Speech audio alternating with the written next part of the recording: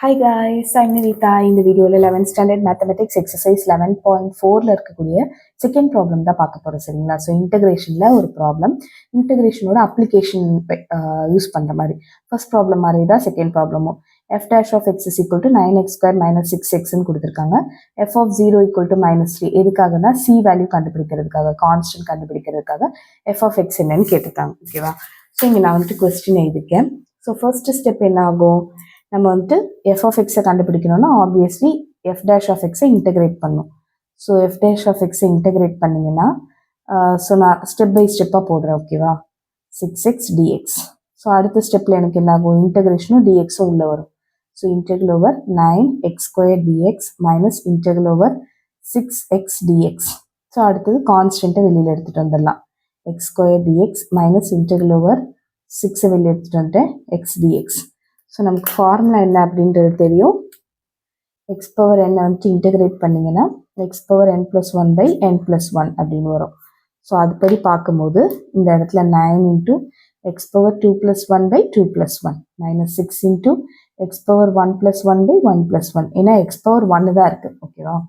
அடுத்தது 9 X power 3/3 minus 6 X power 2/2 plus சின்னு வரும். நெக்ஸ்ட் என்ன பண்ணலாம், 3 1 times, 3 3 times, 2 1 times, 6 வந்துட்டு 3 times. ஓகே, ஸோ கேன்சல் பண்ணிங்கன்னா இப்போ நமக்கு எஃப் ஆஃப் எக்ஸ் கிடச்சிருச்சு. F of X is equal to 3x³ minus 3x² plus C. இதுதான் ஆன்சரா அப்படின்னு கேட்டிங்கன்னா நோ, இது ஆன்சர் கிடையாது. நமக்கு வந்துட்டு இன்னொரு கண்டிஷன் கொடுத்துருக்காங்க, எஃப் ஆஃப் 0 ஈக்குவல் டு -3ன்னு சொல்லிட்டு. ஸோ அதை சப்ஸ்டிடியூட் பண்ணோம். எஃப் ஆஃப் 0 ஈக்குவல் டு -3னா எக்ஸோட வேல்யூ 0, இங்கே எஃப் ஆஃப் எக்ஸ்ன்னு தானே போடுவோம். அப்போ எஃப் ஆஃப் எக்ஸோட வேல்யூ -3ன்னு வரும். எக்ஸோட வேல்யூ 0, எஃப் ஆஃப் எக்ஸோட வேல்யூ -3ன்னு வரும். ஸோ இதில் சப்ஸ்டிடியூட் பண்ணலாமா, எஃப் ஆஃப் எக்ஸ்க்கு பதிலாக -3ன்னு போட்டுக்கோங்க. Is equal to 3 into 0³ minus 3 into 0² plus சின்னு வரும். அப்போ சியோட வேல்யூ இது எல்லாமே 0 0ன்றதுனால எல்லாம் கேன்சல் ஆகிட்டு உங்களுக்கு -3 மட்டும் வந்திருக்கும். நம்ம இப்போ கொண்டுட்டு வந்து இதில் சப்ஸ்டிடியூட் பண்ணுறது தான் உங்களுக்கு answer. f of x is equal to 3x³ minus 3x² minus 3 அப்படிங்கிறது தான் உங்களோட ஆன்சராக இருக்கும். ஓகே, இதில் என்ன பண்ணலான்னா எல்லாத்துலேயும் 3 காமனாக இருக்கிறதுனால 3 காமன் அவுட் பண்ணிங்கன்னா x³ minus x² minus 1.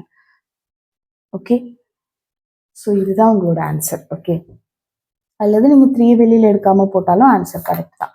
So இந்த வீடியோ பிடிச்சிருந்ததுன்னா மறக்காமல் ஒரு லைக் பண்ணுங்கள், உங்கள் ஃப்ரெண்ட்ஸ்க்கும் ஷேர் பண்ணுங்கள், சப்ஸ்கிரைப் டு மை சேனல்.